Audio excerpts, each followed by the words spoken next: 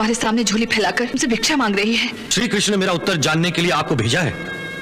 मैं आपको निराश नहीं करूंगा। मेरे प्राण भी मांगोगी, दान कर दूंगा। एक माँ अपने पुत्र के प्राण कभी नहीं ले सकती। ये अंगराज स्वयं तुमको मांग रही हूँ। ईश्वर ने यह दान आपकी ममता के आंचल में बहुत पहले ही डाल दिया था, परंतु आपने स्वयं ईश्वर से इस अनमोल दान को ठुकरा दिया, तो फिर मैं आपको यह दान कैसे दे सकता हूं?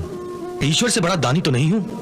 अपने संतान के लिए बलिदान देती है, फिर ऐसी कौन सी विवशता थी जिसके कारण स्वयं माता होते हुए आपने अपने पुत्र को बलि चढ़ा दिया, और जिसे आप बड़े गर्व से अपनी ममता का बलिदान कह रही है? मैं जानूं, ये प्रश्न कई वर्षों से तुम्हारे मन में उठता रहा है, जिसका उत्तर तुम्हें आज तक नहीं मिला। मिलता भी कैसे, जब आप मेरे सामने होते हुए अनजान बनकर मेरे अपमान का तमाशा देखते रहे। क्या तुम्हारे लिए इतना ही जान लेना पर्याप्त नहीं है कि मैं तुम्हारी माता हूँ, मेरे पुत्र हो?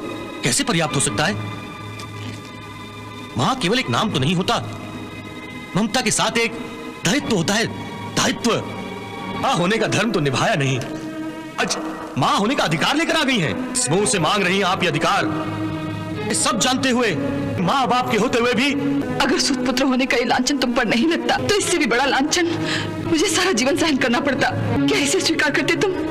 इससे बड़ा लांछन?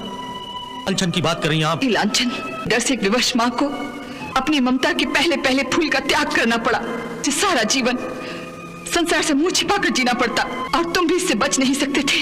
सूत पुत्र होने का जो लांछन तुमको सहना पड़ा, उससे भी बड़ा लांछन तुम्हें मरते दम तक सहना पड़ता। आप मुझे तो वो लांछन बता सकती हैं जो आपके साथ साथ मेरे जीवन पर भी लागू होता है। बताइए कौन सा लांछन है वो?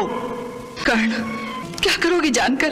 क्या तुम अपनी आंखों के सामने अपनी माता को एक अपराधी के रूप में खड़े हुए देखना चाहते हो? सारा जीवन दुविधा में बिताने के बाद मैं ये जानने का अधिकार तो रखता ही हूं कि वो कौन सा रहस्य है जिसके कारण मुझे ये सब सहना पड़ा। बताइए कौन सा रहस्य है वो? तुम स्वयं अपनी आंखों के सामने अपनी मां को लज्जित होते हुए देखने की जिद ही कर रहे हो, तो सुनो, मेरी विवशता का रहस्य ये है, मैंने तुम्हें अपनी कौमार अवस्था में जन्म दिया था। नहीं। जिस समय तुम्हारा जन्म हुआ था, उस समय मैं विवाहित नहीं थी। नहीं, नहीं।